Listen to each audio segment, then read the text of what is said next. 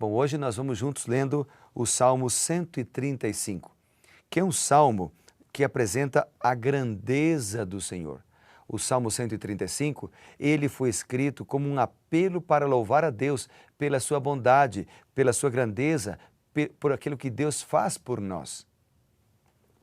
E é um salmo extremamente lindo, com uma declaração, uma descrição tremenda sobre Deus.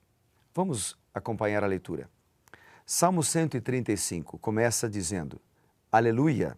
Louvai o nome do Senhor, louvai-o, servos do Senhor. Vós que assistis na casa do Senhor, nos átrios da casa do nosso Deus. E aí começam as descrições agora de Deus. Louvai ao Senhor, porque Ele é bom. Cantai louvores ao Senhor, porque é agradável. Aqui, o Senhor é apresentado como o nosso Deus digno de louvor. No próximo versículo, versículo 4, a Bíblia diz: Pois o Senhor escolheu para si a Jacó e a Israel para a sua possessão. A palavra escolheu, do versículo 4, apresenta um Deus que tem autonomia, um Deus que tem liderança para escolher pessoas, para enviar pessoas, para escolher e dar uma missão para quem Ele quer. Aliás, no Novo Testamento, a Bíblia diz que é o Espírito Santo quem concede dons, quem separa, quem envia e quem ordena tarefas específicas para proclamar a mensagem da esperança. Na sequência, temos o versículo 5. Duas características são destacadas sobre Deus. A Bíblia diz que o Senhor é grande e também diz que Ele está acima de todos os outros deuses. As duas características do Senhor que são ressaltadas aqui é que Ele é maior e Ele é superior a todas as outras coisas. No versículo 6, a Bíblia diz: Tudo quanto aprouve ao Senhor, Ele o fez. Então, Ele é destacado aqui como um Deus criador de todas as coisas. O versículo 7, a Bíblia diz que Ele faz subir nuvens dos confins da terra. Ele faz relâmpagos para a chuva, faz sair o vento dos seus reservatórios. Deus é apresentado como aquele que controla a natureza. O verso 8 diz assim: Foi Ele quem feriu os primogênitos no Egito, tanto dos homens como das alimárias. Deus é chamado aqui, ou é identificado como o libertador, porque lá no Egito Ele libertou o povo, tirando-o da escravidão. No versículo 9, a Bíblia diz: Quem no meio de ti, ó Egito, operou sinais e prodígios contra Faraó e todos os seus servos? Deus é apresentado aqui como um Deus poderoso. O verso 10, Quem feriu muitas nações e tirou a vida a poderosos reis? Ele é o soberano, que coordena tudo, que comanda as nações. No verso 11 e no versículo 12 nós lemos a Seom, rei dos amorreus, e a Og, rei de Bazã, e a todos os reinos de Canaã, cujas terras deu em herança a Israel, o seu povo. Deus é bondoso e fiel.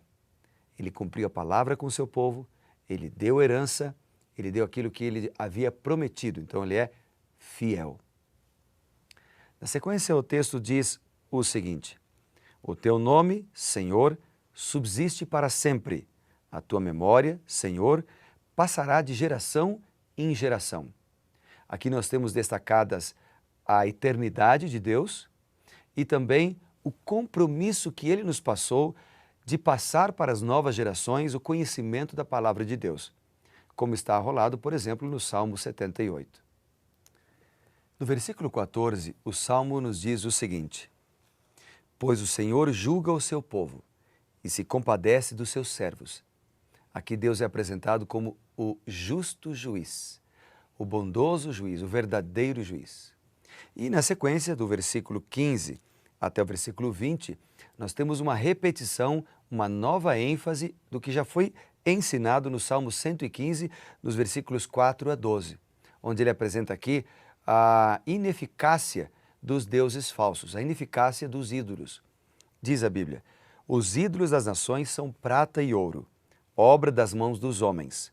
Eles têm boca e não falam, têm olhos e não veem, têm ouvidos e não ouvem, pois não há alento de vida em sua boca. Como eles se tornam os que o fazem, e todos os que nele confiam. Então aqui nós vemos a superioridade de Deus sobre os ídolos. E como eu já mencionei, a ineficácia dos ídolos, dos deuses humanos, é criado por obras de homens. Também aqui nós lemos no versículo, dentro desse trecho aqui que fala dos ídolos, no versículo 18, o salmista diz o seguinte: como eles, ou seja, como as estátuas, como essas imagens criadas pelo ser humano, como eles se tornam os que o fazem, os seus escultores, e todos os que nele confiam. Então, quem construiu essas imagens, essas pequenas estátuas, e quem confia nelas, se torna como elas, ou seja, se tornam inúteis. Agora é interessante porque ao ler esse verso 18, eu me lembrei de 2 Coríntios capítulo 3 e o versículo 18. Vamos ver o que diz a Bíblia lá? 2 Coríntios capítulo 3 e o versículo 18. Aqui ele não está falando de idolatria, mas ele está falando de um assunto que esse verso destaca. Diz a palavra de Deus o seguinte: e todos nós, com o rosto desvendado, contemplando como por espelho a glória do Senhor, somos transformados de glória em glória na sua própria imagem, como pelo Senhor, o Espírito. O que o texto está dizendo, tanto em Coríntios como aqui no Salmo 135, é que nós somos transformados pela contemplação. É por isso que é perigoso, é muito perigoso, você contemplar aquilo que é pecaminoso na televisão, na internet, através de músicas. Tome cuidado. O Salmo 135 ainda fala de fidelidade. No versículo 18 a 19 ele diz: casa de Israel, bendizei ao Senhor. Casa de Levi, bendizei ao Senhor, vós que temeis ao Senhor. Levi, a casa de Levi, é uma lembrança do que ocorreu no deserto, quando eles foram fiéis a Deus por ocasião da adoração do bezerro de ouro. Eles são chamados de fiéis. E nós somos conclamados a também sermos homens e mulheres fiéis.